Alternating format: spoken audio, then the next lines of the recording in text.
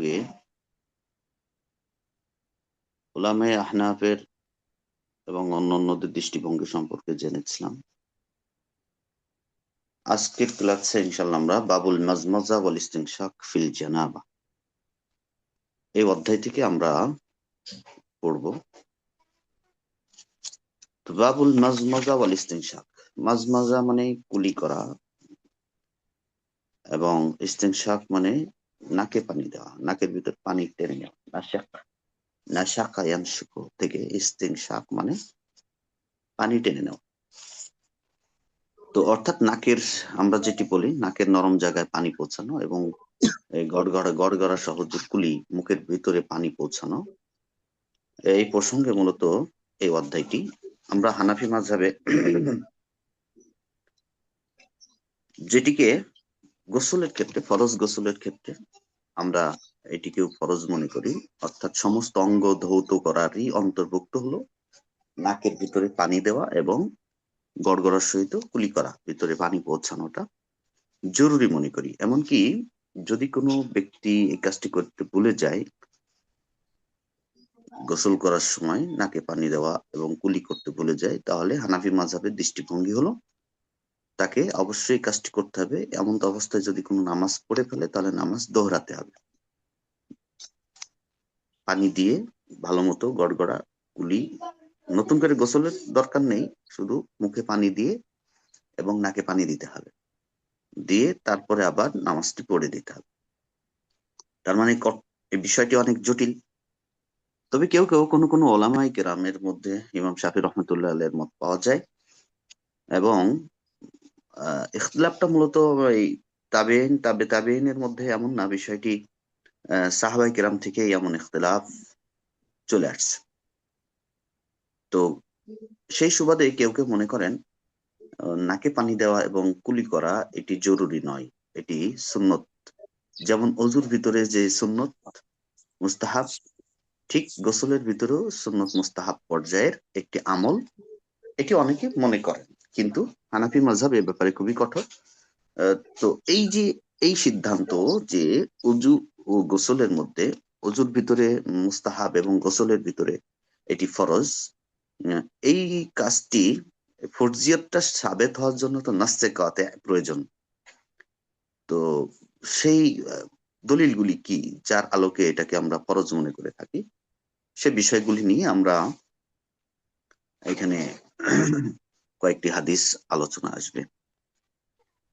যদি পড়ার কেউ থাকলে একটু মেহরবানি করে পড়েন। أعوذ بالله من الشيطان الرجيم بسم الله الرحمن الرحيم باب المضمضة والاستنشاق في الجنابة عن ابن أنس عباس رضي الله تعالى عنهما قال قالت ميمونة رضي الله تعالى عنها وضعت للنبي صلى الله عليه وسلم غسلا فسترته بثوب وصب على يديه فغسلهما ثم صب بيمينه على شماله فغسل فرجه فضرب بيده الأرض فمسحها ثم غسلها فمضمض واستنشق.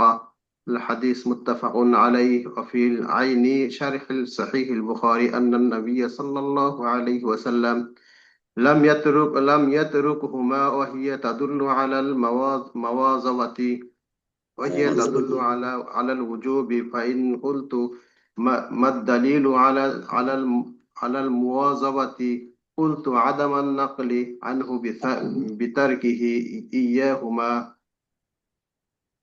আচ্ছা, শুকরান।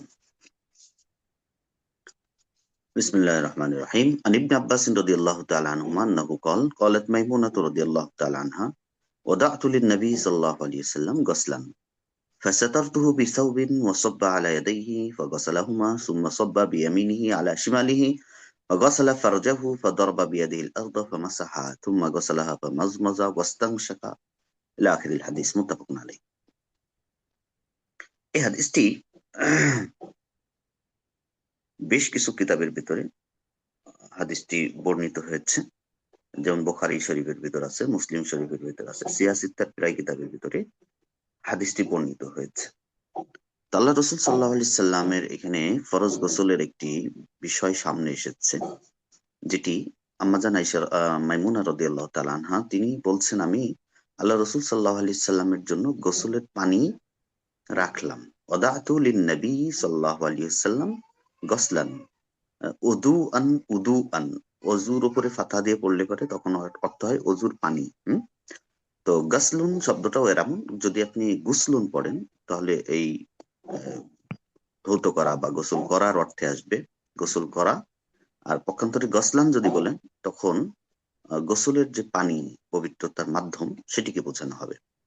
তো তিনি বলছেন, আমি আল্লাহ রসুল সাল্লাহ আলি সাল্লামের জন্য গোসলের পানি রাখলাম। ফাসাতারতুহু বিসাউবিন, আল্লাহ রসুল আমাদের বর্তমান সময়ে যেমন অত্যাধুনিক শাওয়ার রুম আছে, শাওয়ার ইনক্লোজার আছে, ওয়াশরুম আছে, এমন তো ছিল না। তো কাপড় দিয়ে আড়াল করলেন, তিনি কাপড় দিয়ে আড়াল করলেন। তিনি বলছেন সাতারতুহু বিসাউবিন, আমি কাপড় দিয়ে আড়াল করলাম, আর তিনি গোসল করা শুরু করলেন। তো কি করলেন? প্রথমে ওয়াসাব্বা আলা ইয়াদাইহি, যে বর্তনের ভিতরে পানি ছিল সে বর্তন থেকে পানি উঠিয়ে প্রথমে 2 হাত ধুয়ে নিলেন, হাতে যেন কোনো নাপাকি না থাকে, কারণ পরবর্তী আহ হাতের স্পর্শগুলি পানিতে লাগবে, এর জন্য হাত আগে ধুয়ে নেওয়া। ওয়াসাব্বা আলা ইয়াদাইহি ফাগাসালাহুমা সুম্মা সাব্বা বিয়ামিনিহি আলা শিমালিহি, এরপরে ডান হাত দিয়ে বাম হাতে পানি ঢাললেন। ফাগাসালা ফারজাহু, তারপর কি করলেন? হাত ধোয়ার কাজ শেষ করার পরে সর্বপ্রথম লজ্জাস্থান ধুয়ে নিলেন, পরিষ্কার করলেন। বা দরাবা বিয়াদিহিল আরদা, তো যেহেতু হাতে নাপাকি লেগেছে, তো তিনি হাতটি জমিনের উপরে আঘাত করলেন, মানে জমিনে ডললেন। ফামাসাহাহা, তারপরে সেটিকে জমিনের সাথে মাসে করলেন, মানে কি ডলাডলি করলেন পবিত্রতা করার জন্য। তো মাটি হলো সব থেকে উত্তম পবিত্রকারী, মাটির ভিতরে জীবাণু ধ্বংসকারী উপাদান আল্লাহ তাআলা রেখে দিয়েছেন। সুম্মা গসালাহা, এরপরে হাত ধুয়ে ফেললেন। তারপরে কি করলেন? ফামাজমাজা ওয়াস্তানশাকা, তিনি কুলি করলেন এবং নাকে পানি দিলেন। এখানে এই হাদিসের আমাদের আলোচ্য বিষয় হলো মাজমাজা ওয়াস্তানশাকা। আল্লাহ রসুল সাল্লাহ আলি সাল্লাম কুলি করলেন এবং নাকে পানি দিলেন। তো আল্লাহ রসুল কুলি করা এবং নাকে পানি দেওয়ার এই হাদিস থেকে কিন্তু ফরজিয়ত প্রমাণিত হয় না, এটা প্রমাণিত হয় মানে সুবুত হয় আল্লাহ রসুল কাজটি করেছেন। তার মানে নাকে পানি দেওয়া আর কুলি করা সুবুত পাওয়া যায়, গোসলের সময় আল্লাহ রসুল নাকে পানি দেওয়া এবং কুলি করেছেন। কিন্তু এখানেও কিন্তু এতটুকুই ফরজিয়ত প্রমাণিত হয়নি। তো এটা থেকে উজুবের দলিল কিভাবে আসে? এইভাবে আসে যে এর বিপরীতে, হাদিসের ভিতরে এর বিপরীতে অন্য কোনো আমল বর্ণিত হয়নি। তো আল্লাহ রসুলের এই কাজটি মুআজাবাত বা অব্যাহত ভাবে করার বিষয়ে একাধিক বর্ণনা এসেছে। আল্লাহ রসুল গোসল করলে এমনটি করতেন, অন্যান্য বর্ণনাও এসেছে তিনি কুলি করতেন, নাকে পানি দিতেন। আর যেই কাজের উপর আল্লাহ রসুলের মুআজাবাত থাকে, তো বুঝতে হয় সেটি হলো ওযু, বা হানাফি মাযহাবে সেটিকে উজুবের দরজায় নেওয়া হয়। যেটি আল্লাহ রসুল অব্যাহত ভাবে করেন, নিরবিচ্ছিন্ন ভাবে করতে থাকেন, সেটিকে উজুবের উপরে আমরা ধরে নিই। তো এখানে নাকে পানি দেওয়া এবং কুলি করার বিষয়টি এমনই যে আল্লাহ রসুল অব্যাহত ভাবে এই কাজটি করতেন। তো এটি তিনি ছাড়েননি, এটি হলো উজুবের দলিল। আর কোনো বিষয় যদি এমন হয় যেটি সুন্নত মুস্তাহাবের বিষয়, আল্লাহ রসুল কখনো কখনো সেটি ছেড়ে দিতেন, যাতে করে উম্মতের জন্য এটি বোঝা না হয়ে যায়, কারণ মুআজাবাত করলে সেটি ওয়াজিব হয়ে যাবে। ওয়াফিল আইনি শারহি সহিহিল বুখারী,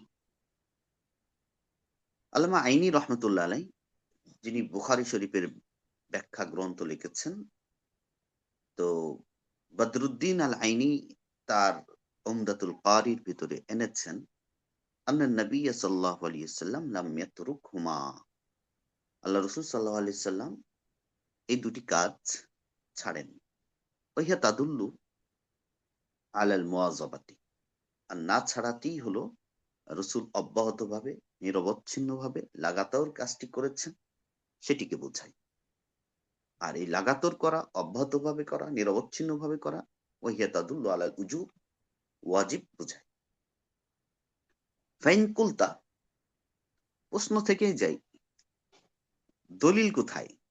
আল্লাহ রসুল যেটি মুআযাবাতের সাথে করেছেন, অব্যাহতভাবে করেছেন, কখনো ছাড়েননি, এইটার প্রতি দলিল কি? মাদ দলিল আলাল মুওয়াজাবা, প্রশ্ন হলো। তো কুলতু, তিনি বলছেন এটার দলিল হলো আদামুন নাকলি আনহু বিতারকি ইয়াহুমা, যে কখনোই এর বিপরীতে কোনো হাদিস, কোনো বর্ণনা আসেনি যে আল্লাহ রসুল এটা ছেড়ে দিয়েছেন। কিন্তু যে সমস্ত বিধানের ক্ষেত্রে মুস্তাহাব সুন্নত এগুলির ক্ষেত্রে পাওয়া যায় আল্লাহ রসুল এটি ছেড়ে দিয়েছেন, এটি অমুক সময় করেননি, অমুক সময় দাঁড়িয়েছেন। যেমন মনে করেন আল বাউলু জুলুসান, তো বসে প্রস্রাব করার যে বিষয়টি, আম্মাজান আয়েশা রাদিয়াল্লাহু তাআলা আনহা কঠোরভাবে ওই সমস্ত ব্যক্তিদেরকে প্রত্যাখ্যান করেছেন যারা বলেছেন যে আল্লাহ রসুল সাল্লাল্লাহু আলাইহি সাল্লাম দাঁড়িয়ে প্রস্রাব করছেন। আল্লাহ রসুলকে কখনোই দাঁড়িয়ে প্রস্রাব করতে আম্মাজান আয়েশা রাদিয়াল্লাহু তাআলা আনহা দেখেননি। তা আল্লাহ রসুল সাল্লাল্লাহু আলাইহি সাল্লাম কিন্তু দাঁড়িয়ে প্রস্রাব করছেন, এই মর্মে বিশুদ্ধ বর্ণনায় সহিহুল বুখারীর ভিতরে বর্ণনা এসেছে। আতা সুবাতাতা কওমিন ফাবালা কাইমান মাসাহা আলান নাসিয়া, এই যে এই বর্ণনার ভিতরে সহিহুল বুখারীর 151 নম্বর সম্ভবত হাদিসটি। তো আল্লাহ রসুল সাল্লাল্লাহু আলাইহি সাল্লাম কোন একটি ডাস্টবিন বা ময়লার স্তূপের কাছে এসেছেন, দাঁড়িয়ে প্রস্রাব করেছেন। অজু করার সময় তিনি মাথার অগ্রভাগ মাসে করেছেন, সেই হাদিসের ভিতরে স্পষ্ট বর্ণনা এসেছে। আল্লাহ রসুল দাঁড়িয়ে প্রস্রাব কেন করলেন, তার ভিতরে অনেকগুলি কারণ বর্ণিত হয়েছে। সেই কারণগুলির ভিতরে এটিও একটি, যে যদি মুওয়াজাবাতের সাথে অব্যাহতভাবে তিনি বসেই প্রস্রাব করতেন, তাহলে এটি উম্মতের জন্য অবধারিত ফরজ হয়ে যেত, ওয়াজিব হয়ে যেত। তো তিনি দাঁড়িয়ে প্রস্রাব করছেন, এটি বোঝানো হয়েছে যে এটি ফরজ, ওয়াজিব নয়, এটি তার নিচের স্তরে, যে না করলে উম্মত গুনাহগার হয়ে যাবে, বিষয়টি এমন নয়, সুন্নত পর্যায়ে। তো ওই রকম বিষয় আল্লাহ রসুল সাল্লাহ আলি সাল্লাম যেহেতু কখনো নাকে পানি দেওয়া এবং কুলি করা গোসলের সময় ছেড়ে দেননি, তো এখান থেকে আমরা বুঝতে পারি যে আল্লাহ রসুল এটি মুওয়াজাবাতের সাথেই করেছেন। তাছাড়াও পবিত্র কোরআনে গোসলের ক্ষেত্রে যে আয়াতটি আল্লাহ তাআলা গোসল ওয়াজিব করেছেন, ফরজ করেছেন যে আয়াতের মাধ্যমে, সেই আয়াতের দিকে আমরা একটু তাকাই।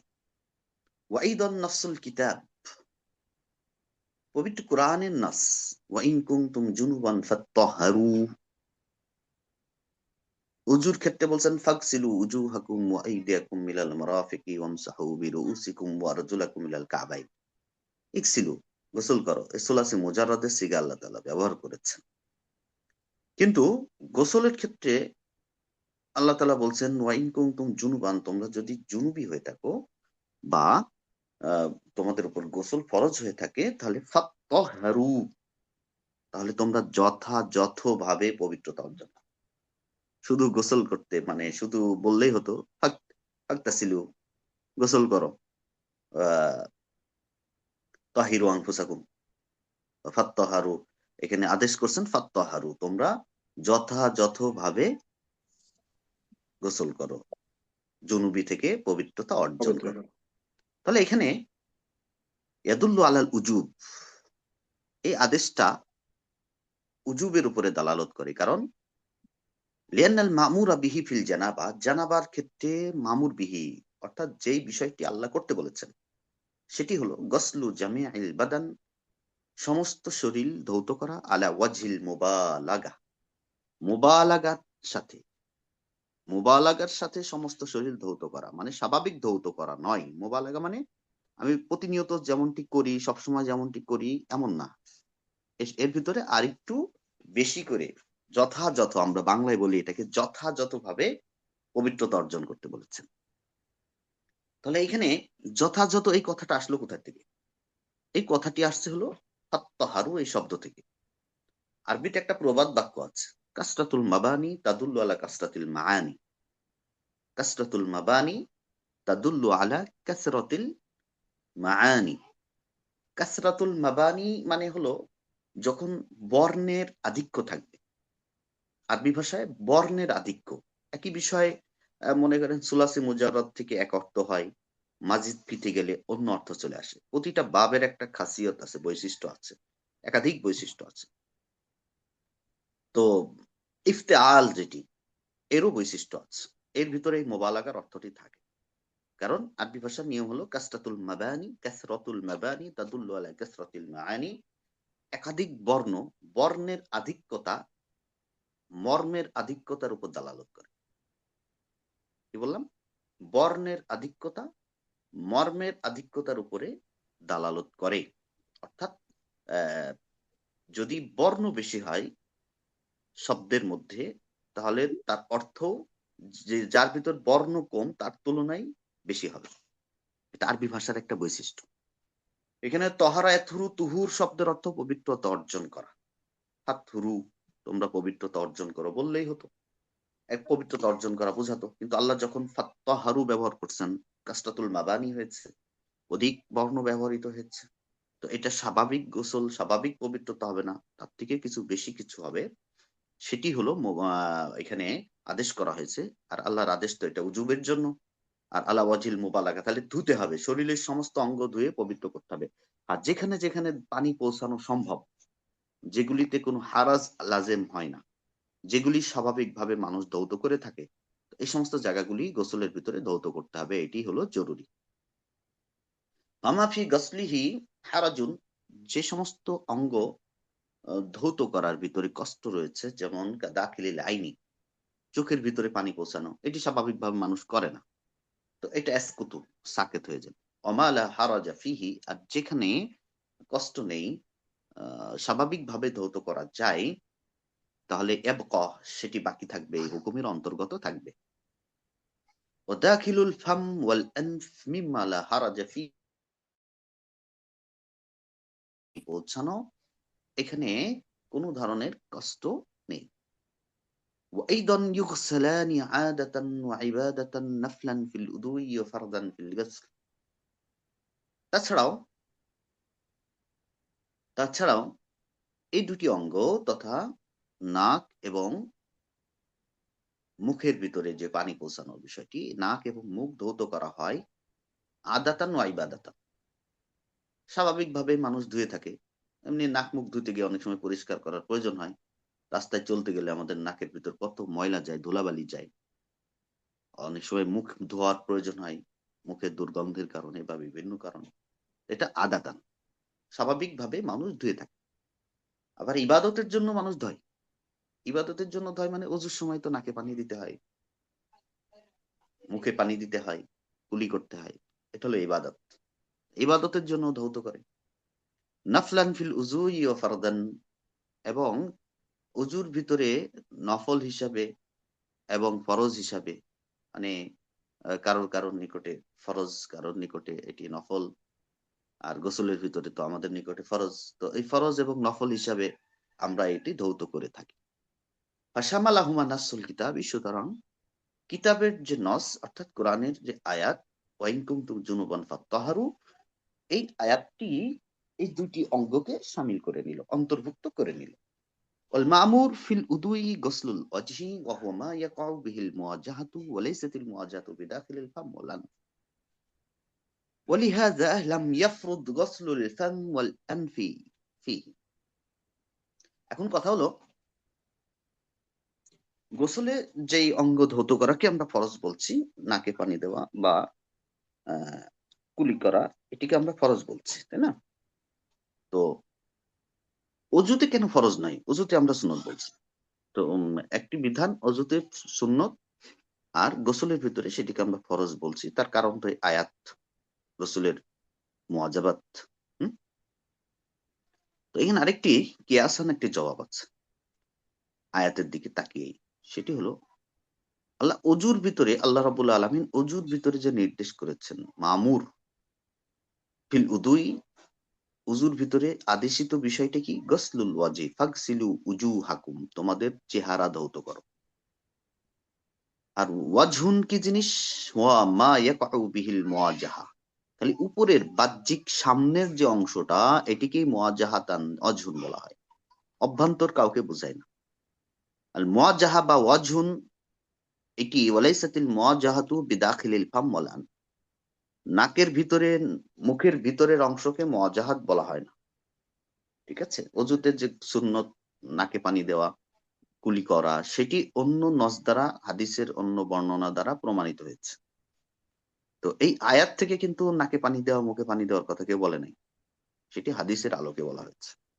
ওয়ালাইসাতিল মুওয়াজাহাতু বিদাখিলিল ফাম ওয়াল আনফ, আর মুওয়াজাহাত এটি নাকের অভ্যন্তর এবং মুখের অভ্যন্তরকে শামিল করে না।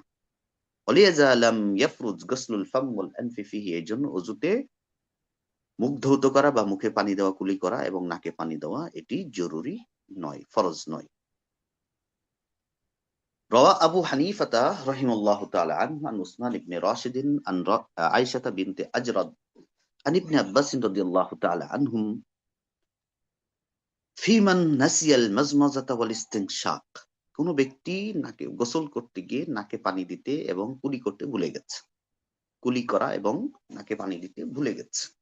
ক্বালা লা ইউঈদু, সে কি আবার নতুন করে গোসল করবে? তো তিনি বললেন যে না, লা ইউঈদু, তিনি গোসলকে পুনর্বার পুনরাবৃত্তি করবেন না।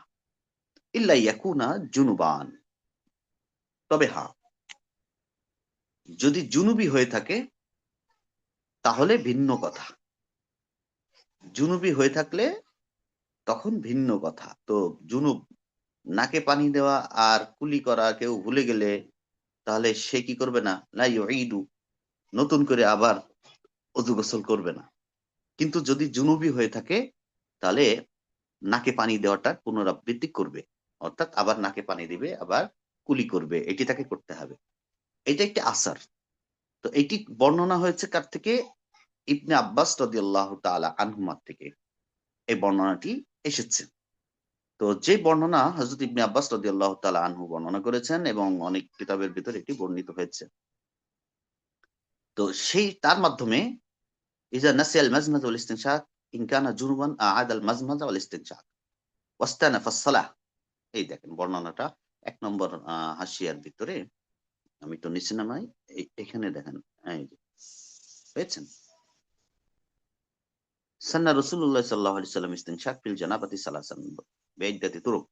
আর ওয়ান ইবনে আব্বাস রাদিয়াল্লাহু তাআলা আনহুমা ক্বাল ইযা নাসিয়াল মাজমাযা ওয়াল ইস্তিনশাক ইন কানা জুনুবান আ'আদাল মাজমাযাতা ওয়াল ইস্তিনশাকা ওয়াস্তা'নাফা আস-সালাতা ওয়া কাযালিকা ক্বালা ইবনু আরাফা ওয়া ইলা হাযা যাহাবা আস-সাউরি সুনান আদ-দারাকুতনি ১/১১৫।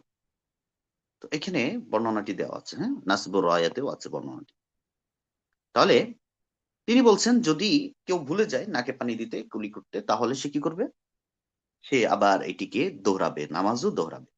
বলছে এমন একটি বর্ণনা যেটি রইসুল মুফাসসিরিন ইবনে আব্বাস থেকে বর্ণিত আছে, আসারে সাহাবা, এর মাধ্যমে কিন্তু কিয়াস ছেড়ে দেওয়া যায়। অর্থাৎ আসারে সাহাবা থাকলে পারে সেখানে আর কিয়াসের প্রয়োজন হয় না। একজন সাহাবীর বক্তব্য আছে, সে জায়গায় তার মাধ্যমে কিয়াসটিকে আমরা ছাড়তে পারি। তিনি তারপরে তিনি একজন উল্লেখযোগ্য মুজতাহিদ পর্যায়ের সাহাবী। ওয়াইনি দাআশ শাফিঈ রাহিমাহুল্লাহ তাআলা আনহু, যদিও ইমাম শাফিঈ রাহমাতুল্লাহ আলাইহি তিনি দাবি করেছেন যে আন্না উসমানা ওয়া আয়েশাতা রাদিয়াল্লাহু তাআলা আনহুমা রাবিয়াইনি গায়রু মা'রুফাইন বিবালাদিহিমা। ইমাম শাফিঈ রাহমাতুল্লাহ আলাইহির কাছে কি এই রিওয়ায়াত পৌঁছায় নাই? হ্যাঁ, পৌঁছেছে। কিন্তু তার দৃষ্টিভঙ্গি ছিল হলো যে এই হাদিসের বর্ণনাকারীদের মধ্যে দুজন রাবী আছে। দুজন রাবীর ভিতরে আ একজন হলো উসমান, আরেকজন হলো আয়েশা। এই আয়েশা মানে এই আম্মাজান আয়েশা না। আয়েশা বিনতে আজরদ। ঠিক আছে? তিনি তাবেঈন ছিলেন। তিনি সাহাবী আয়েশা নন। আল্লাহর রাসূলের স্ত্রী নন। তো বলছেন উসমান এবং আয়েশা তারা দুজন। আবার এই উসমানও কি নয়? সাহাবী উসমান রাদিয়াল্লাহু তাআলা আনহু নন। বরং তিনি এই তাবেঈন। সেই উসমান ইবনে রাশিদ। তো উসমান ইবনে রাশিদ এবং আয়েশা বিনতে আজরদ, এই দুজন রাবী, তারা তাদের দেশে পরিচিত মুহাদ্দিস মুহাদ্দিসা ছিলেন না। মানুষ তাদেরকে হাদিসের জগতে সেভাবে চিনতেন না, মাজহুল ছিলেন। ইজ আদামু মারিফাতিহি বিহালি মালি বুদি আহদিহি আনহুমা লা ইয়ানফা মারিফাতু মান আখাযা আনহুমা। তো এখানে বলছেন যেহেতু পরিচিত ছিলেন না, এইজন্য শাফি রহমাতুল্লাহ আলাইহি তাদের এই বর্ণনাটাকে সেভাবে আমলে নেননি। তো তার জবাব হিসাবে এখানে হানাফি উলামায়ে কেরাম বলছেন তাদের যে দৃষ্টিভঙ্গি সেটি হলো ইজ আদামু মারিফাতিহি বিহালিমা, অর্থাৎ ইমাম শাফি রহমতুল্লাহ আলাই তাদের দুজন সম্পর্কে না জানা বিষয়টি। মানে ইমাম শাফি রহমতুল্লাহ আলাই উসমান ইবনে রশেদ এবং আয়েশা ইবনে বিনতে আজরদ, এই দুজন হাদিসের রাবিকে না চেনাটা লিবুদি আহদিহি আনহুমা, দুই রাবি আর ইমাম শাফি রহমতুল্লাহ আলাইহির মধ্যে জামানা বা সময়ের একটা বিরাট গ্যাপ থাকার কারণে, দূরবর্তী সময়ের হওয়ার কারণে না চেনার বিষয়টি লা ইয়ানফা মারিফাতা মান আখাযা আনহুমা, ওই ব্যক্তিও চিনতেন না যে ব্যক্তি তাদের থেকে হাদিস গ্রহণ করেছেন, এটা প্রমাণ করে না। অর্থাৎ যারা আয়েশা বিনতে আজরাত এবং উসমান ইবনে রাশিদের জামানার কাছাকাছি ছিলেন, তারা তাদেরকে ঠিকই চিনতেন, বিধায় তাদের থেকে বর্ণনাটি নিয়েছেন। কিন্তু ইমাম শাফি রহমতুল্লাহ আলাই এবং ওই দুজন রাবীর মধ্যকার এই বিস্তর ব্যবধানের কারণে, সময়ের গ্যাপের কারণে হয়তো তিনি চিনতেন না। তো এখানে সেটি বলছেন, তার না চেনাটি এটি প্রমাণিত হয় না যে যিনি বর্ণনা করেছেন কিতাবের ভিতরে সনদ এনেছেন তার কাছেও যে অজ্ঞাত ছিল, বিষয়টি এমন নয়। আম্মা ইস্তিদলালুহু আলা সুন্নিয়্যাতিহি বিকাউলিহি, কিন্তু ইমাম শাফি রহমতুল্লাহ আলাইহি তো বলেছেন যে নাকে পানি দেওয়া এবং কুলি করা এটি সুন্নত, ফরজ নয়। এটি হানাফি মাযহাবে ফরজ, কিন্তু শাফি মাযহাবে কি সুন্নত। তিনি দলিল হিসাবে পেশ করেছেন কি? তিনি দলিল হিসাবে এনেছেন যেমনটি আবু দাউদ শরীফের ভিতর বর্ণিত হয়েছে, আন আম্মারিন ও মুসলিমিন আন আয়েশা, আমাজান আয়েশা রাদিয়াল্লাহু তাআলা আনহা থেকে একটা বর্ণনা, যে বর্ণনার ভিতরে এসেছে আশরুম মিনাল ফিতরা, 10টি জিনিস ফিতরতের অন্তর্ভুক্ত, 10টি জিনিস ফিতরতের অন্তর্ভুক্ত। এই হাদিসটি মুসলিম শরীফে আছে এবং আবু দাউদ শরীফের ভিতরেও আছে। মুসলিম শরীফের 261 নম্বর হাদিস এবং আবু দাউদ শরীফের 53 নম্বর হাদিস। এই হাদিসের ভিতরে আছে আশরুম মিনাল ফিতরা, 10টি জিনিস হলো ফিতরতের অন্তর্ভুক্ত। আমরা পড়েছি যে কসুস শারিব, মোস কাটা, নখ কাটা, ঠিক আছে, এই হালকুল আয়না, নাভির নিচের পশম পরিষ্কার করা, খিতান করা, এভাবে 10টি জিনিসকে এখানে গণনা করা হয়েছে। গণনা করার পরে তার ভিতরে ওয়াদ্দা মিনহাল মাজমাজা, এবং সেখানে মাজমাজা এবং অল ইস্তিনশাককেও আনা হয়েছে। তো এখানে বলা হয়েছে আশরুম মিনাল ফিতরা, 10টি জিনিস ফিতরতের অন্তর্ভুক্ত, আদ্দা মিনহাল মাজমাজাতা ওয়াল ইস্তিনশাক, কুলি করা এবং নাকে পানি দেওয়ার এই বিষয়টিও সেখানে এই 10-এর ভিতরে অন্তর্গত করা হয়েছে, অন্তর্ভুক্ত করা হয়েছে। এটা থেকে ইমাম শাফি রহমতুল্লাহ আলাইহি বলেছেন এই জন্য এই 10টি হলো সুন্নত। এটাকে আমরা হানাফি মাযহাবের উলামায়ে কেরাম হাদিসটির দৃষ্টিভঙ্গি কেমন? মাদফুউন, এই অংশটি ইমাম শাফি রহমতুল্লাহ আলাইহির এই বক্তব্যটিকে প্রত্যাখ্যান করা হয়েছে এভাবে, বিআন্না কাউনাহুমা মিনাল ফিতরা লা ইয়ানফা উজুবাহুমা। হ্যাঁ, বিআন্না কাউনাহুমা মিনাল ফিতরা লা ইয়ানফি উজুবাহুমা, কারণ এই দুটি ফিতরতের অন্তর্ভুক্ত হওয়া, এটি ওয়াজিব হওয়াকে বাধা প্রতিবন্ধক সৃষ্টি করে না, বাধা প্রতিবন্ধকতা সৃষ্টি করে না। মানে এই 10টি জিনিস অর্থাৎ নাকে পানি দেওয়া, কুলি করা ফিতরতের অন্তর্ভুক্ত হলে সেটি ওয়াজিব হতে পারবে না, বিষয়টি এমন নয়। হানাফি মাযহাব এমনটি মনে করেন যে ফিতরতের অন্তর্ভুক্ত তাই এটি ওয়াজিব হবে না, বিষয়টি এমন নয়। ফিতরত আবার ওয়াজিব এমনও হতে পারে। কেন? এটা কিভাবে বুঝলাম? লিআন্নাহাদ দ্বীন ওয়া হুয়া আ'আম্মু মিনহা ফালা ইউআরিজুহু, কারণ ফিতরত মানে হলো দিন।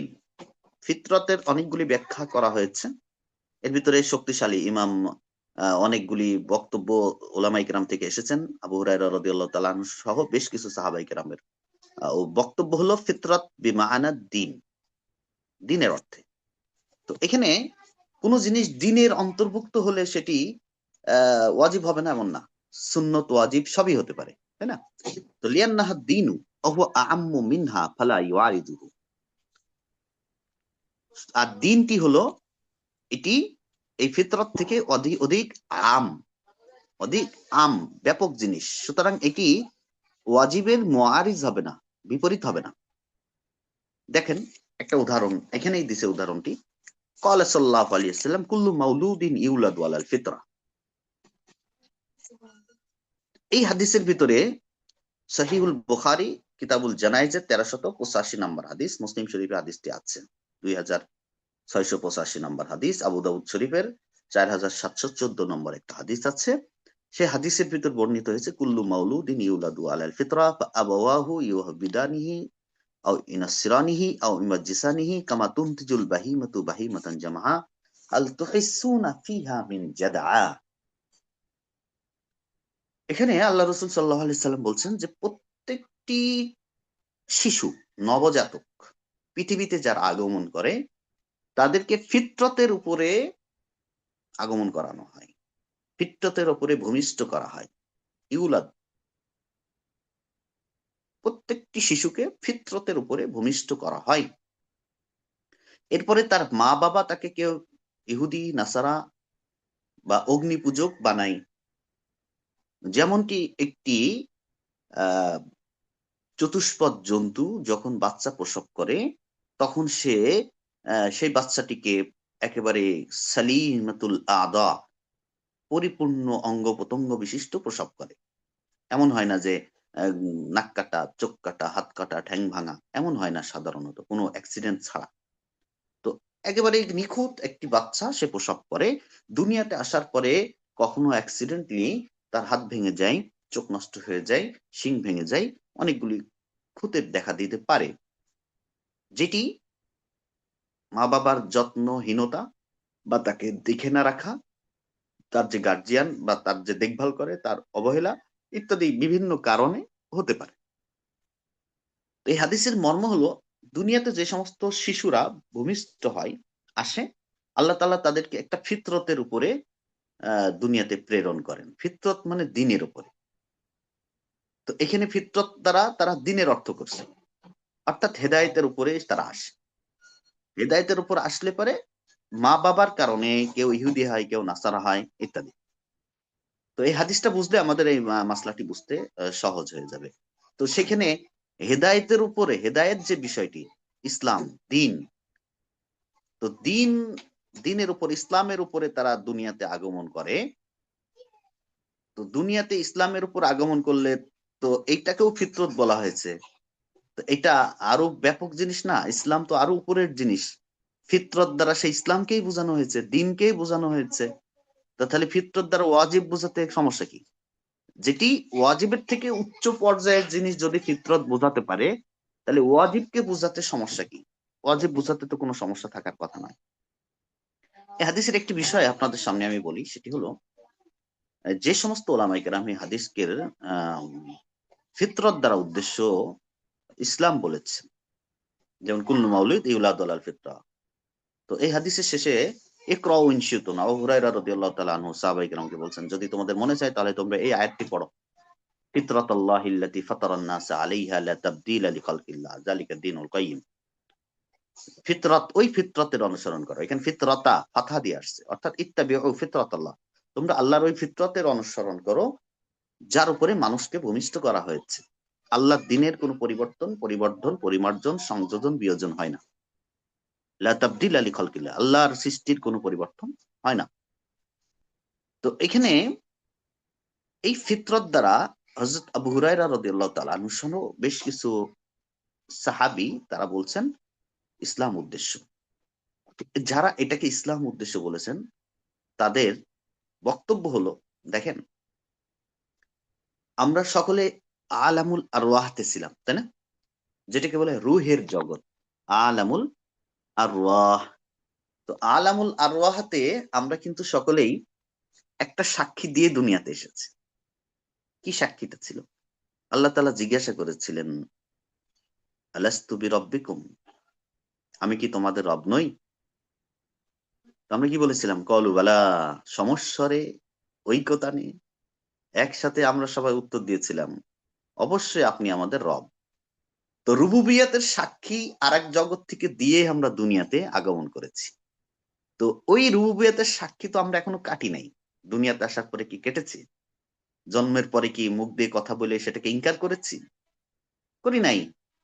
ইনকার না করলে তো আমরা আগের সাক্ষ্যর উপরেই দুনিয়াতে বহাল আছি। এটা হলো ফিতরত। বুঝাতে পারছি? আগের সেই ফিতরতের উপরেই, সেই দিনের উপরেই আমরা, যেই দিন আল্লাহ তাআলা আমাদের জন্য মনোনীত করেছেন, পছন্দ করেছেন, সেই দিনের উপরেই কিন্তু আমরা দুনিয়াতে আবির্ভাব আমাদের হয়েছে। তো আমরা সেই দিনের উপরেই অবিচল ছিলাম, সেই ফিতরতের উপরেই আছি। আমরা কিন্তু সেটাকে কর্তন করি নাই, সেটাকে নফি করি নাই, সেটাকে বাদ দিই নাই, ইনকার করি নাই। যদি ইনকার না করে থাকি তাহলে আমরা ফিতরতের উপরে আছি। এখান থেকে কিন্তু একটা প্রশ্নের উত্তর আপনাদের হল হয়ে গেছে। প্রশ্নটি কি? আউলাদুল মুশরিকিন ওয়া আউলাদুল কাফিরিন, লাউ মাতা আউলাদুল মুশরিকিনা আও আউলাদুল কাফিরিন হাল ইয়াদখুলুনাল জান্নাহ আম লা। মুশরিক, কাফের, অমুসলিম, বিধর্মী এদের সন্তানেরা যদি মারা যায় তারা কি জান্নাতে যাবে? নাবালক অবস্থায় যদি মারা যায় তাহলে তারা জান্নাতে যাবে নাকি জাহান্নামে যাবে? তো এই সমস্ত সাহাবায়ে কেরামের দৃষ্টিভঙ্গি, তাদের আলোচনা থেকে এটা স্পষ্ট বোঝা যায় যে তারা জান্নাতে যাবে। কেন জান্নাতে যাবে? কারণ তারা এখনো তাদের সেই ফিতরাতে সালিমার উপরে বহাল রয়েছে। যতদিন পর্যন্ত তারা সাবালক না হবে, তাদের গুনাহ লেখা হবে না, তাদের এই ফিতরত কর্তন হবে না।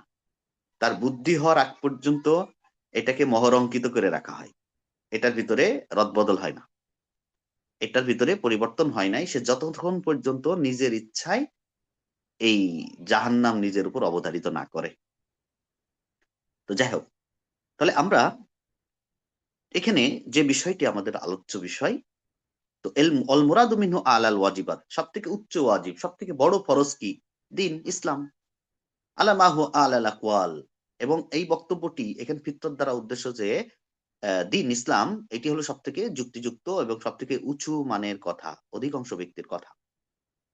ওহুয়াল মুরাদ ফিল হাদিস সাবিক, এবং আগের হাদিস এ যে ফিতরত, আশরুম মিনাল ফিতরত, এই ফিতরত দ্বারা সেটিকেই বোঝানো হয়েছে। অর্থাৎ আশরুম মিনাল ফিতরাতি, এই হাদিস দ্বারা মিনাদ দিন মিনাল ইসলাম মানে ইসলামের অন্তর্ভুক্ত এই 10টিও, যেটিকে মানুষ সাধারণত অবহেলা করে, কিন্তু এগুলিও কি অন্তর্ভুক্ত। আচ্ছা,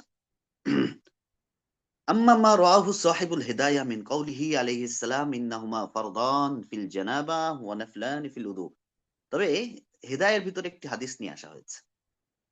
এই হাদিসের উপর অনেক ইশকাল আছে। হিদায়ার মুসান্নিফ তিনি আল মাজমাজা এবং ইস্তিনশাক বোঝাতে গিয়ে তিনি একটি হাদিসের অবতারণা করেছেন, নিয়ে এসেছেন। সেটির ভিতর অবশ্যই বেশ তেল ও কল রয়েছে। সে হাদিসটি কি তিনি এনেছেন? তিনি বলছেন ইন্নাহুমা ফারদানি ফিল জানাবা ওয়া নাফলানি ফিল উদু। এটি হলো হাদিস। তিনি যেটি এনেছেন এটি সেই হাদিস। তো আল্লামা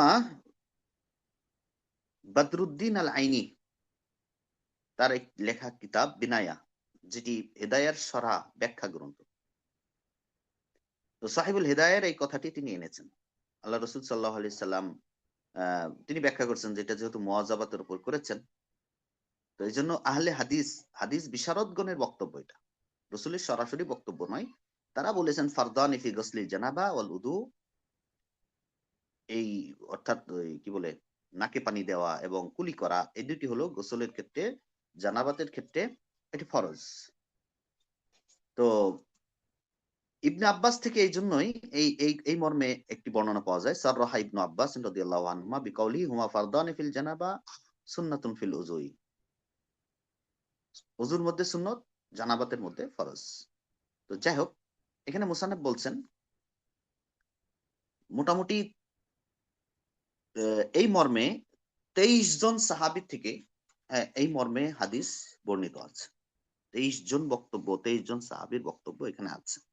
তো সাহিবুল হিদায়াহ যে এই হাদিসটি সরাসরি ইবনে আব্বাস থেকে বর্ণনা করেছেন, ইন্নাহুমা ফারদানি ফিল জানাবা ওয়া নাফলানি ফিল উদু, ফালা ইয়ারাফ, তিনি যেই রিওয়ায়াতে বর্ণনা করেছেন এটি মাজহুল, গরীব। এটি দারাকুতনি আবু হুরায়রা থেকে মারফুআন বর্ণনা করেছেন, আল মাজমাজা ওয়াল ইস্তিনশাক লিল জুনুবি সালাসান ফারিদাতুন। বাইনা সাতর, হাসিয়ার ভিতরে দেখেন অনেকগুলি কথা এখানে আছে, মোতালা করে নিন। তাহলে ফালা ইয়ারাফ মানে এটি মাজহুল, এটি অজ্ঞাত। তো মুসান্নফ বলছেন কুলতু হুয়া দাঈফুন, এই হাদিসটিকে আমরা যদি মাউসুলান মানে মারফু যদি ধরি, যদি মারফু হাদিস হিসাবে এটাকে গ্রহণ করি, তাহলে এটা জয়ীফ, মারফু সূত্রে এটি বর্ণিত নেই আসলে। লাকিন্নাহু সহিহুন মুরসালান, কিন্তু যদি এটাকে মুরসাল ধরি, যেটা মাঝখানে অর্থাৎ সাহাবী পর্যন্ত সীমাবদ্ধ, তার উপরে যায়নি হাদিসটি, তাহলে সেক্ষেত্রে আমরা এটাকে সহি ধরে নিতে পারি। এটা সাহাবাই কেরামের বক্তব্য। রসুল সাল্লাহ আলি সাল্লাম পর্যন্ত এর সনদ মুত্তাসিল নয়। আল্লামা কালাহুল আইনি ফি শারহিল হিদায়াহ তানজুর সাম্মা, যেমনটি আল্লামা আইনি তার ব্যাখ্যা গ্রন্থ হেদায়ার ব্যাখ্যা গ্রন্থের ভিতরে এনায়ার ভিতরে তিনি এমনটি বর্ণনা করেছেন। সেখানে আপনি দেখে নেন রাজিউল মাসআলা ফিল মুগনি লিইবনে কুদামা, সেখানেও আছে বর্ণনাটি। 3 নম্বর হাসিয়ার ভিতরে قال العلامة بدر الدين العيني في كتابه البناية بشرح الهداية ضمن الشرح لكلام صاحب الهداية। এটার এ টু জেড দেখে নেন। ওয়াকাদ রাওয়া সিফাত উজুইন নবী, আল্লাহ রাসূলের উজুর যে গুণাবলী সেটি আল্লাহ রাসূলের সাহাবীদের মধ্য থেকে 23 জন সাহাবী বর্ণনা করেছেন।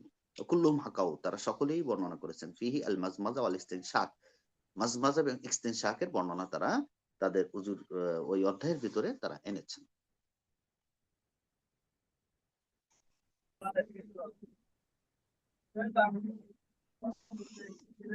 আচ্ছা, তাহলে আমাদের আগের একটা অধ্যায় আলহামদুলিল্লাহ শেষ হয়েছে। এখন আমরা যে অধ্যায়টি পড়তে যাচ্ছি সেটির নাম হলো বাবু মা জাআ আন্না তাহতা কুল্লি শাআরাতিন জানাবা। এখানে ওরকম জটিল কিছু নাই, স্বাভাবিক। একজন পড়েন ইনশাআল্লাহ, বিসমিল্লাহ।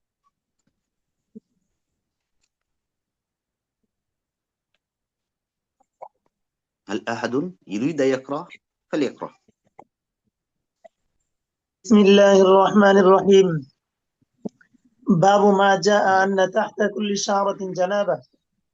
عن أبي هريرة رضي الله عنه عن النبي صلى الله عليه وسلم قال: إن تحت كل شعرة جنابة فاغسلوا الشعر وانقوا البشرة. رواه الترمذي.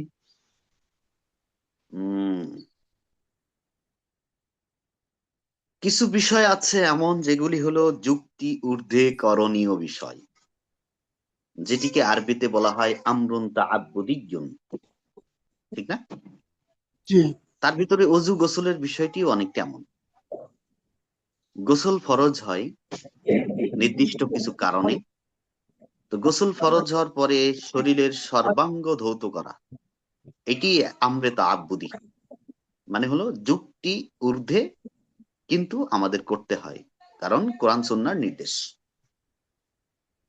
তো সেক্ষেত্রেই এখানে এই হাদিসটি আমরা পড়লে বুঝতে পারবো, যেটি আবু হুরায়রা রাদিয়াল্লাহু তাআলা আনহু থেকে বর্ণিত হয়েছে। আনিন নবী সাল্লাল্লাহু আলাইহি ওয়াসাল্লাম ক্বালা ইন্না তাহতা কুল্লি শা'রাতিন জানাবাতান, এ ফাথা দিয়ে পড়তে হবে, হ্যাঁ। ইন্নার ইসমু ইন্না, ইন্না জানাবাতান তাহতা কুল্লি শা'রাতিন, মূল বাক্যটি ছিল হলো ইন্না জানাবাতান মাওজুদাতুন তাহতা কুল্লি শা'রাতিন, নিশ্চয় প্রত্যেকটি পশমের গোড়াতেই, নিচেই নাপাকি বিদ্যমান রয়েছে। যার উপর গোসল ফরজ হয় তার জন্য প্রতিটি পশমের গোড়াতেই নাপাকি থাকে। খুব সূক্ষ্ম একটা বিষয়।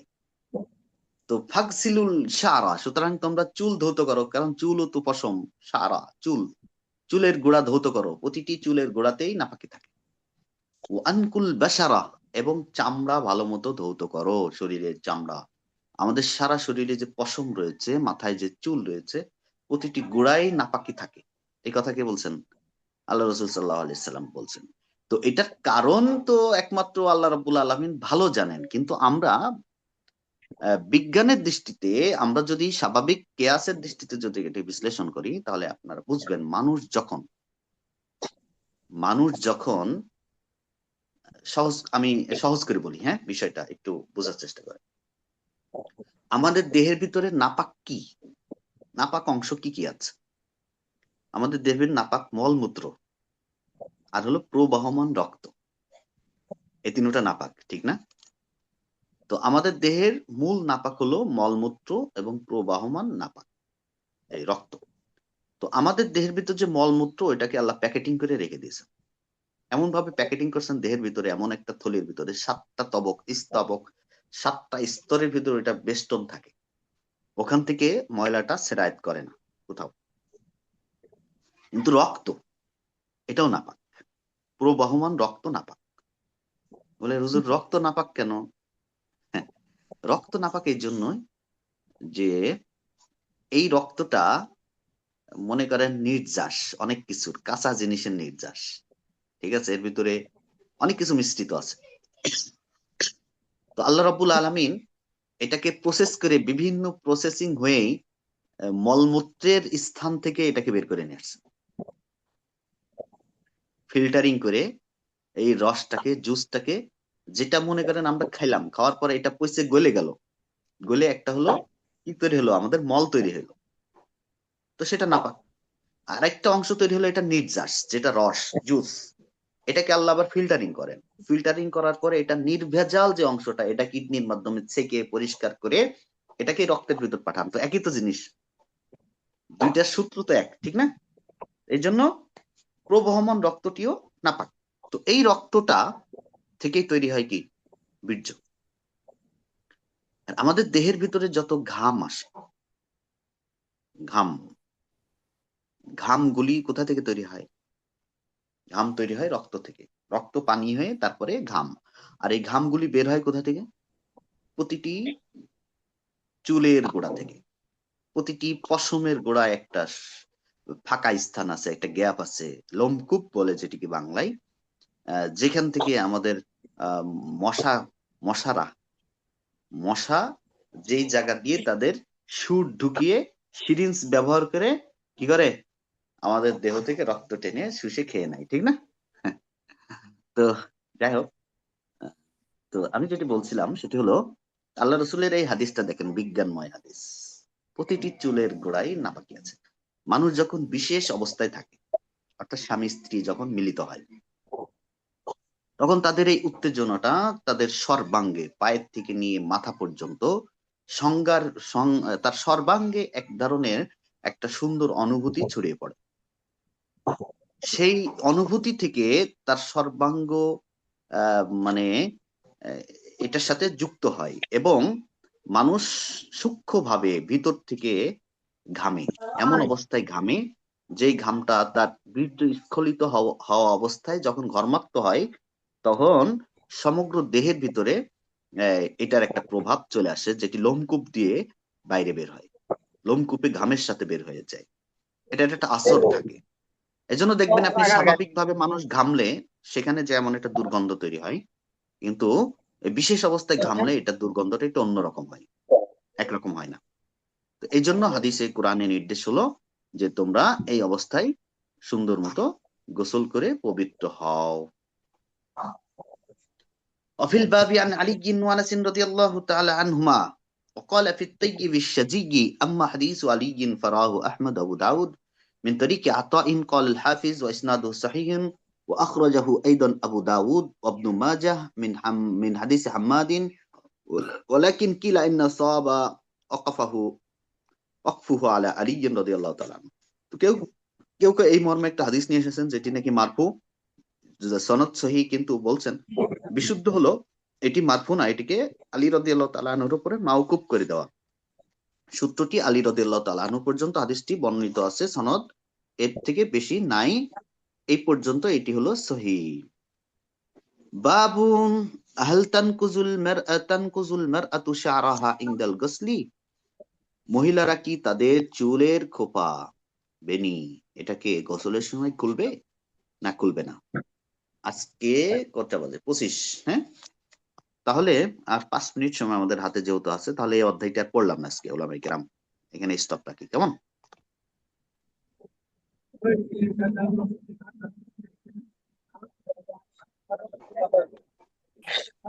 আজকে আমাদের উপস্থিতি একটু কম লাগে কেন? সবাই কি নামাজে চলে গেছে নাকি জুমার জন্য, নাকি আজকে আজকে আমাদের এক দিনের, আমাদের খুব কাছের এক ভাই হাদি ভাইয়ের ইন্তেকালের সংবাদ শুনে সকলেই মর্মাহত। আল্লাহ তাকে জান্নাতে উঁচু মাকাম দান করুন। আমিন। বেচারা, বেচারাকে আমার খুব ভালো লাগতো, খুব পছন্দনীয় একজন ব্যক্তি। তা এরকম জেনারেল মানুষদের মুখ থেকে যখন আল্লাহর বড়ত্বের কথা, জিহাদের কথা শুনি, তখন খুব আবেগ আপ্লুত হয়ে এবং খুবই ভালো লাগতো। তার মৃত্যু সংবাদে খুবই মর্মাহত হয়েছি, আমাদের কাছে খুবই বেদনাদায়ক মৃত্যুটি। তো আজকে ঢাকা শহরের ভিতর অনেক জায়গায় ভাঙচুর হচ্ছে, গতকালকে হয়েছে, আজকে তো আরো ব্যাপক হবে যেহেতু শুক্রবার। আল্লাহ একটা উত্তম ফয়সালা করুক এই ওসিলাই। দ্বিতীয়বার সুযোগ দিয়েছেন আল্লাহ তাআলা আমাদের স্বাধীনতাকে পুনরুদ্ধারের জন্য, এই সুযোগটা কাজে লাগানো উচিত আমি মনে করি। আচ্ছা উলামায়ে কেরাম, আপনাদের কারোর কোনো বক্তব্য আজকের আমরা যারা উপস্থিত ছিলাম? আবু হুরাইরা আসসালাম কাসিমি আন-নাদবি, হাল আনতা মাওজুদ হেনা? মাশাআল্লাহ মাশাআল্লাহ। نعم أنا موجود. আলামিন আনতা আইদান মাওজুদ, ولكن بعض الناس بعض الطلاب وبعض الإخوان ما تحت وراء الحجاب. الحجاب. هيا هيا حتى الآن تحت البطانية، الشتاء لشدة الشتاء. في ما قرية خرجوا شتاء. ما خرجوا من البطانية لشدة الشتاء، جاء البرد والجبات. نعم يا شيخ. أيوة. هل لديكم أي مصلحة أو مسألة عن هذا الدرس في هذا اليوم عن الموضوع فلبين. আসসালামু আলাইকুম উস্তাদ জি। عليكم السلام. من أنت؟ من أين أنت؟ أنا الأمين الأمين। الأمين. أيوة أيوة أيوة أيوة، بين بين. উস্তাদ জি, আমি আগে কনফিউজ ছিলাম যে অমুসলিমদের নাবালেগ সন্তান যারা আছে তারা মারা গেলে তারা জান্নাতে যাবে না জাহান্নামে যাবে। আজকে বিষয়টা আমার কাছে ক্লিয়ার হলো। জাযাকাল্লাহ। হুম, এই বক্তব্যটা শক্তিশালী বক্তব্য এবং গ্রহণযোগ্য। কারণ আপনি যদি বলেন যে নাবালক যারা তাদের গুনাহ লেখা হয় না, মাসুম, তারা মারা গেল তারা জাহান্নামে হবে, তাহলে আপনাকে প্রশ্ন করা হবে এই ছেলেটার দোষ কি? এর দোষ কি, অন্যায় কি, তাকে কেন জাহান্নামে দেওয়া হবে?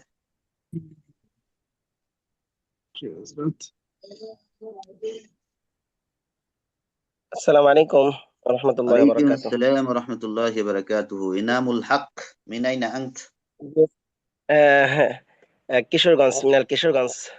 মাশাআল্লাহ মাশাআল্লাহ। নাম ওস্তাদ জি, বাইয়িন আমার মাযা। একটা প্রশ্ন ছিল, ক্লাসের বাহিরের প্রশ্ন। অনুমতি ও দিলে করতে পারতাম আপনি। নাম, ইসআলনি মা তাশা। ওস্তাদ জি, আপনার আম, আমরা হাউজে সাধারণত গোসল করে থাকি, বালতি দিয়ে গোসল করে থাকি।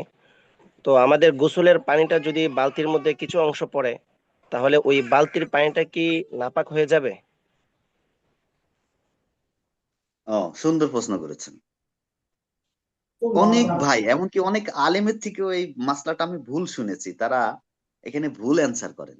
অনেক ব্যক্তি মনে করেন, আমরা ছাত্র জামানেও এরকম দেখেছি, ছাত্ররা দাওর হাদিস পড়েন, যে মাসলার ব্যাপারে ক্লিয়ার থাকে না অনেকের কাছে। সেটা হলো তারা মনে করেন গোসলের সময় শরীর থেকে যে পানিটা ঝরে পড়ে এই পানিটা নাপাক মনে করে তারা। এটা ভুল, রং। শরীর থেকে যে পানিটি ঝরে পড়ে এটা নাপাক নয়, এটা মাই মুস্তামাল। আর মায়ে মুস্তামাল নাপাক নয়। এইটা দিয়ে মায়ে মুস্তামাল দিয়ে অজু গোসল হয় না। এটাকে কেউ জমা করে আবার অজু করে, তাহলে অজু গোসল হবে না। তা আপনার শরীরে শরীরে তো ওই নাপাকিটা থাকে না, যেটা হুকমান নাপাক, মানে ওইটাকে নাপাক ধরা হবে এরকম না। এটা হচ্ছে, আমি বলছি, যুক্তি ঊর্ধ্বে করণীয়। আল্লাহ তাআলা বলছেন এটা হুকুম আকারে আমাদের দেহটা নাপাক হয়ে গেছে। এর অর্থ এই নয় যে আমার শরীর থেকে যেই পানিটা ঝরে পড়বে ওই ওই পানিও নাপাক হয়ে যাবে, এমন কোনো প্রমাণ নেই। ওই পানিটা পবিত্র। কারণ গোসলের আগে আপনি লজ্জাস্থান ধুয়ে পরিষ্কার করে নিচ্ছেন, আপনার সারা শরীরে তো নাপাক নেই। তো সারা শরীরে নাপাক যদি না থাকে, তো শরীর ধৌত করলে পরে ওই পানি কেন নাপাক হবে? ওই পানি অন্য কোনো পানির ভিতর পড়লে কোনো সমস্যা নেই। আচ্ছা, এখানে জাযাকুমুল্লাহু খাইর। একজন একজন একজন একটা বিষয় লিখছে। হ্যাঁ, এটা এই জন্য আমি বলেছি এই মাসলাটি মুখতালাফ ফিহি। কারণ অনেক হাদিসের ভিতরে, এমন যেমন আম্মাজান আয়েশা রাদিয়াল্লাহু তাআলা আনহার আরেকটি হাদিস আছে, একদিন একটা আনসারী গোলামের জানাজার জন্য নিয়ে যাওয়া হচ্ছে। তখন আম্মাজান আয়েশা রাদিয়াল্লাহু তাআলা আনহা এবং রাসূল সাল্লাল্লাহু আলাইহি ওয়াসাল্লাম এক জায়গায় বসা ছিলেন। তো তখন আম্মাজান আয়েশা রাদিয়াল্লাহু তাআলা আনহা বললেন, তুবা লিহাযা উসফুরুম মিন আসাফিরিল জান্নাহ। এই বালকটার কত সুসংবাদ, খুশ নসিব, সে একটা জান্নাতের পাখি। তখন আল্লাহ রাসূল সাল্লাল্লাহু আলাইহি ওয়াসাল্লাম তখন একটা কথা বললেন, আওয়া গায়রা যালিকা ইয়া আয়েশা, আয়েশা, এর বিপরীত হতে পারে, তুমি এমন কথা কেন বললে? ইন্নাল্লাহা খালাকা লিল জান্নাতি খালকান খালাকাহুম লাহা অহুম ফি আসলাবি আবাইহিম ওয়া ইন্নাল্লাহা খালাকা লিন নারি খালকান খালাকাহুম অহুম ফি আসলাবি আবাইহিম। তখন এই হাদিসের ভিতরে আল্লাহ রাসূল বললেন যে আল্লাহ কিছু সৃষ্টিকে এমন ভাবে সৃষ্টি করেছেন যে তারা তাদের বাবার পিঠে ছিল, মায়ের গর্ভে না, বাবার পিঠে ছিল। ওই যে ওই আলামুল আরওয়াহের ভিতর ছিল, তখনই আল্লাহ তাদের লিখে রাখছেন তারা জান্নাতে হবে নাকি জাহান্নামে হবে। তো এই যে হাদিসটিও তো তাদের যারা বিপরীত, যে না সবাই জান্নাতে যাবে বিষয়টি এমন নয়, তাদেরও দলিল আছে, তাদের দলিল নেই তা নাই, আরো অনেক হাদিস আছে, এই পক্ষেরও দলিল আছে ওই পক্ষেরও দলিল আছে। আমি এই জন্য বলেছি এই মতটি হলো শক্তিশালী, এদের অধিকাংশ ওলামায়ে কেরামের বক্তব্য এটা। কেমন? মুখতালাফ ফি তো সব বিষয়ের উপরে যেগুলি মুখতালাফ ফি আছে অবশ্যই দলিল আছে, দলিল ছাড়া কিছু নাই।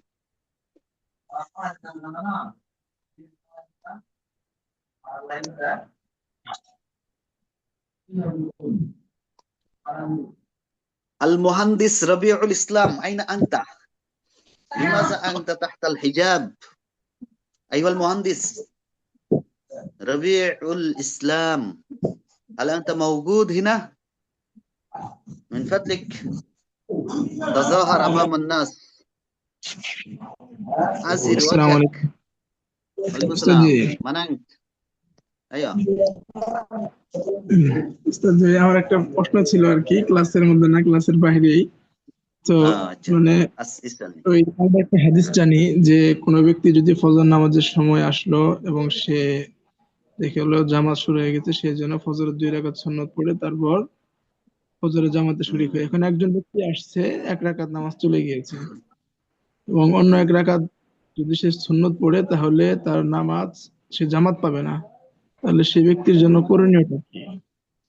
এখানে আমাদের গ্রুপে একটা প্রশ্ন করা হচ্ছিল, কিন্তু সে ব্যক্তি উত্তর দিয়েছে গ্রুপ থেকে যে সে জামাতে শরীক হয়ে যাবে, সূর্য ওঠার পরে ফজরের সুন্নাতটা পড়ে নেবে। তো ওখানে কোনো দলিল পাইনি, সেজন্য প্রশ্নটা করা আর কি।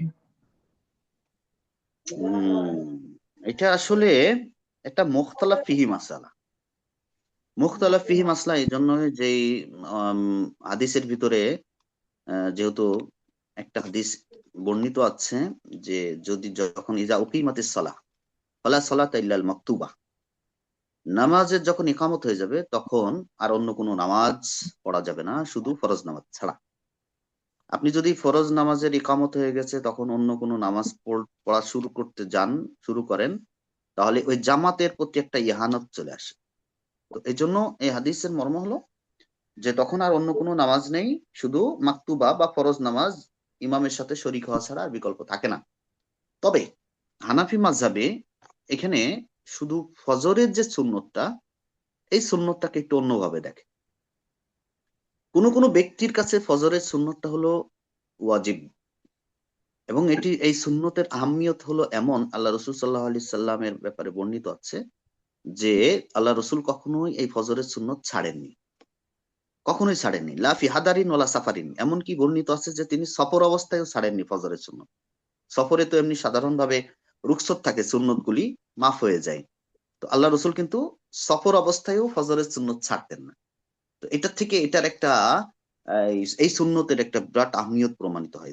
দুনিয়ার মধ্যে যা কিছু আছে তার থেকেও উত্তম হলো ফজরের 2 রাকাত সুন্নত। এই জন্য ওলামায়ে কেরাম, ওলামায়ে আহনাফ বলছেন যে আর সুন্নত তার যথাস্থানে না পড়লে, যে স্থানে যেটাকে আল্লাহ রসুল নির্ধারণ করছেন ওই স্থানে পড়াটা হলো তার আহমিয়ত সহ পড়া হয়। আর এটা যখন তার স্থান থেকে সরে অন্য জায়গায় চলে যায় তখন তার এই আহমিয়তটা থাকে না।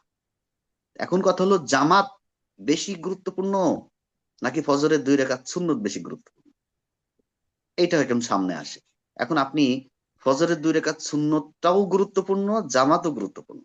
এখন আমরা উভয় হাদিসের দিকে যদি সমন্বয় করতে চাই তাহলে চিন্তা করতে হবে যেমন ভাবে আমার কাজটা করতে হবে যেন আমার 2 ফজিলতে অর্জন হয়।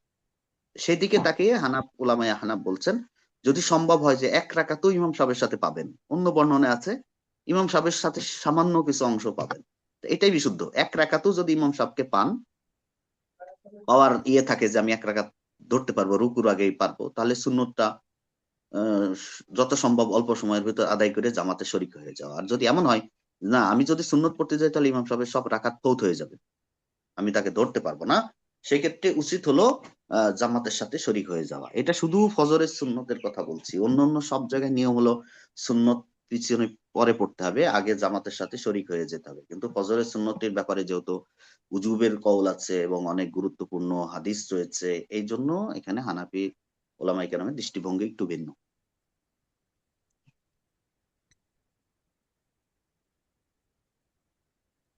হ্যাঁ, যদি না পাই, মনে করেন পড়তে পারলো না, এটা সে কাজা আন সূর্যোদয়ের পরে পড়তে পারবে।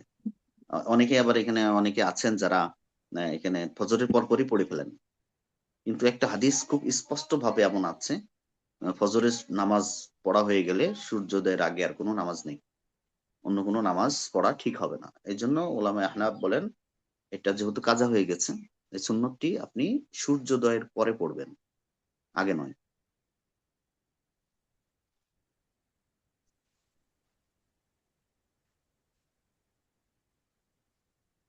আমি একদিন পাঁচরুখি মাদ্রাসা আছে না, মাদ্রাসায় ফজরের নামাজ পড়েছিলাম। তো ফজর নামাজের সময়, আহলে হাদিস মাদ্রাসা তো, ফজর নামাজের সময় সুন্নত ছুটে গেছিল। তো আমি নামাজ সুন্নত পড়ছি, পড়ার পরে 1 রাকাত ফজর নামাজ পাইছি। তো এখানে এক মুফতি সাহেব আমাকে বলতেছে যে আপনি কোথায় পড়াশোনা করেন? তো আমি বললাম হাটাজারি পড়াশোনা করি, এইদিকে আসছি। তো আচ্ছা। আপনি তো পড়াশোনা করতেছেন মাশাআল্লাহ, কিন্তু কাজটা তো ভুল করলেন কেন? আগে জামাতে শরীক হতে হবে, তারপর সুন্নত পড়তে হবে। আমি কিছু কথাবার্তা বললাম, তখন আর কি অতটুকু জানতাম না, তখন আমি আর কি আচ্ছা। সবাইকে এত পড়াশোনা করি। তো আমি ওর পরে অনেক হাদিসটা খুঁজলাম যে এরা বললো কিনা, পাচ্ছি না এখন পর্যন্ত। যে ফজর নামাজ শেষ, ওরা তো ফজর নামাজ পড়ে আপনার অনেক আগেই, এ সূর্য ওঠার পূর্বে ওরা সুন্নতটা পড়ে নেয়, কি এটা কেমন? ওইটা হচ্ছে ওরা যে দলিলের আলোকে এই কাজটা করে, আহ, সেটা একদিন মনে হয় কোথায় কি একটা দলিল পড়ছিলাম, ওদের একটা দলিল আছে।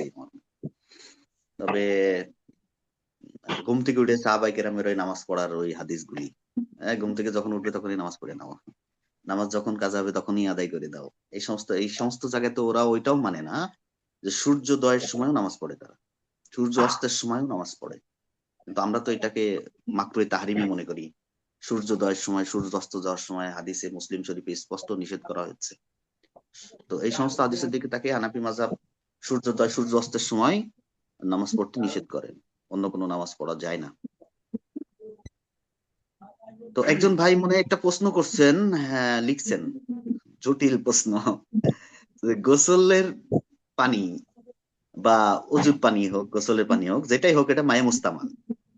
মায়ে মুস্তামালের বিধান হলো, এটা হলো তাহিরুন গয়রু মুতাহির। বুঝতে পারছেন? তাহিরুন গয়রু মুতাহিরিন, পবিত্র কিন্তু পবিত্রকারী না। আপনার যদি রুচি হয়, এটা ফিল্টারিং না, আপনি সরাসরি খেতে পারবেন, কোরআন হাদিস এটাকে হারাম বলবে না। কারণ কি, মনে করেন মধু, মধু কিন্তু তাহিরুন গয়রু মুতাহিরিন। বুঝাতে পারছি কথা?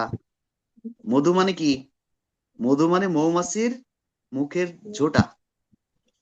এই বুঝতে পারছেন আমার বিষয়টা? মৌমাছির মুখের ঝোঁটা, সেটাও তাহিরুন গয়রু মুতাহিরিন। আপনি মৌমাছির এই মধু দিয়ে যদি অজু গোসল করেন, অজু গোসল হবে? হবে না। কিন্তু মৌমাছির মধু, মধু এটা কিন্তু নাপাক না, এটা পাক। তো এই পাক জিনিস আপনি যদি সরাসরি খান, কোনো সমস্যা নেই, ফিল্টারিং করে খেলেও কোনো সমস্যা নেই, আরাম বলতে পারবে না কেউ। বুঝতে পারছেন? আসসালামু আলাইকুম জি।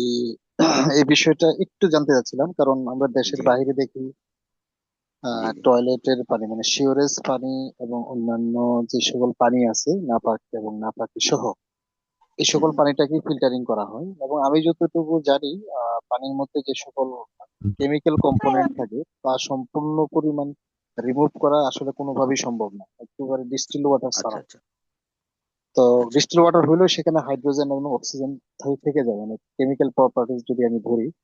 তো এই ক্ষেত্রে পানি খাওয়ার বিধানটা আসলে কি? বিশেষ করে ও আমাদের মুসলিম মানে, রাষ্ট্র যেমন তুরস্কে, হুম হুম, জি তুরস্কেও দেখা যাচ্ছে যে সিওরেজ পানিটাকে তারা আবার রিসাইকেলিং করে আবার মানুষের গৃহে দিচ্ছে। মানে আমি একটা এক্সাম্পল দিলাম আর কি, এরকম আরো অন্যান্য দেশ আচ্ছা থাকতে আচ্ছা পারে। আচ্ছা। জি ও মানে আপনার কথা হলো নাপাক এবং পাক উভয় পানি থাকে এর ভিতরে, তাই তো?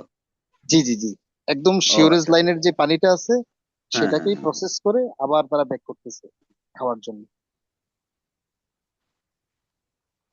যদি নাপাক থাকে তখন তো ওই মাসলা ওইটা এখানে প্রযোজ্য নয়। নাপাক পানি থাকলে পরে অবশ্যই সেটাকে যদি ফিল্টারিং এর মাধ্যমে কি পরিমাণ ফিল্টারিং হয় সেটার উপর নির্ভর করছে। যদি তার ভিতরে পবিত্রতার মাদ্দা চলে আসে, সেটা আবার যদি তার নাপাকির সমস্ত বিষয় যদি তার ভিতর ধ্বংস হয়ে যায়, অবশ্যই সেটা পবিত্র, খাওয়া যাবে, অজু গোসল হবে, কোনো সমস্যা নেই। আর এখানে ওই আমি যে একটু হালকা পাতলা, যেটা যেটা হালকা পাতলার কথা বলছেন, থাকে একটা জিনিস যখন তার অস্তিত্ব থেকে অস্তিত্ব হারিয়ে ফেলে, তখন মাসলা পরিবর্তন হয়ে যায়। যেমন মনে করেন, আমি একটা উদাহরণ দিই, তাহলে হয়তো আপনার কাছে বিষয়টি আরো ক্লিয়ার হবে। মনে করেন একটা শুয়োর হলো নাপাক, তাই না?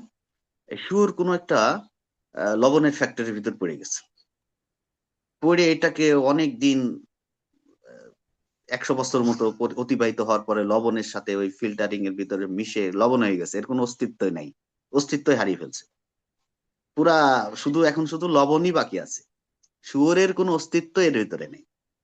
ওইটা তখন আর নাপাকির ভিতরে থাকে না।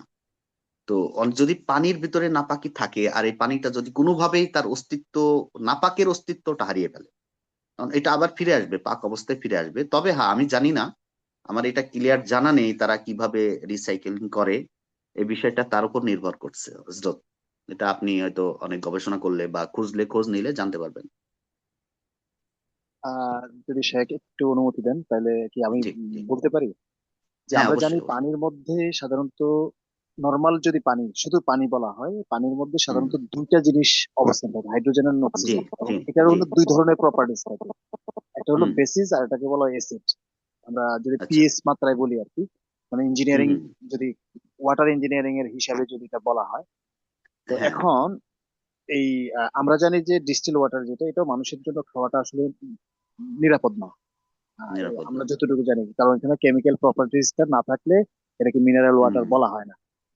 তো হুম, এটাকে সাধারণত করা হয় কি বাংলাদেশে বা দেশের বাইরে দুই ধরনের কাজ করে। একটা হলো ন্যাচারাল ওয়েতে তারা ফিল্টারিং করে, আর একটা হলো আচ্ছা, কেমিক্যাল দিয়ে ফিল্টারিং করে। যেমন আমাদের দেশে যেটা ফিল্টারিং করা হচ্ছে, এটাকে কি বলে, ব্লিচিং পাউডার বা এই জাতীয় কিছু দিয়ে হুম করা হুম, হচ্ছে আর কি, বা ক্লোরিনাইজেশন করা হয়, অনেক রকমের আছে, রিভার অসমোসিস প্রসেস আছে।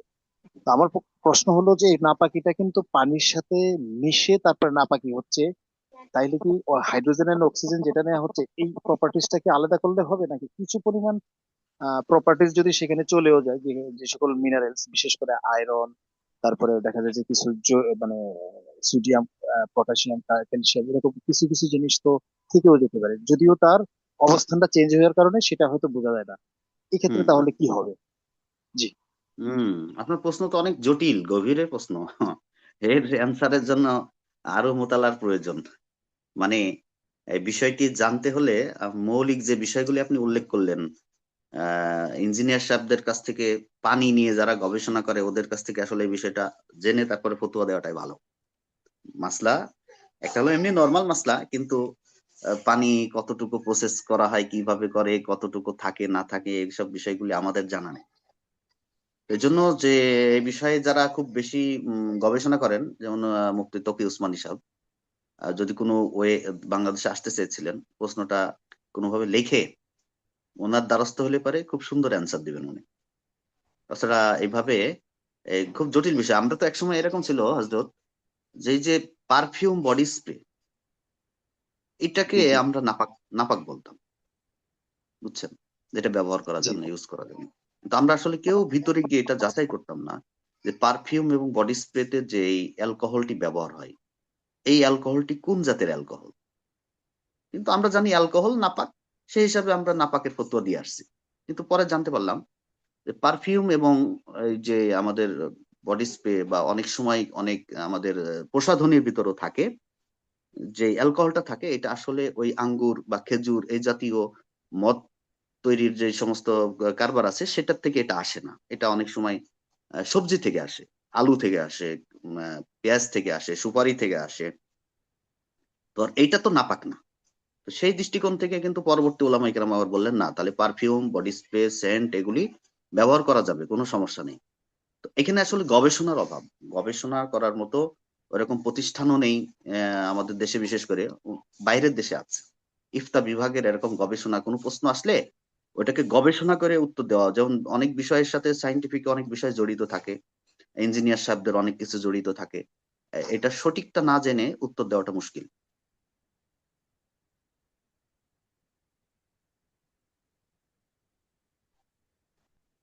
বুঝতে পারছেন হযরত? হ্যাঁ, জি জি, আমি বুঝতে পেরেছি। অসংখ্য ধন্যবাদ। জাজাকাল্লাহ। আচ্ছা, শুকরিয়া। তাহলে আজকে শুক্রবার, আর কারোর কোনো কথা থাকলে আরেকদিন শুনবো তাহলে। আজকে শেষ করে দিই, মনে হয় সবাইকে ছেড়ে দিলেই ভালো হবে। হ্যাঁ, জি ইনশাল্লাহ। ঠিক আছে। আসসালামু আলাইকুম রহমতুল্লাহি ওয়া বারাকাতুহু।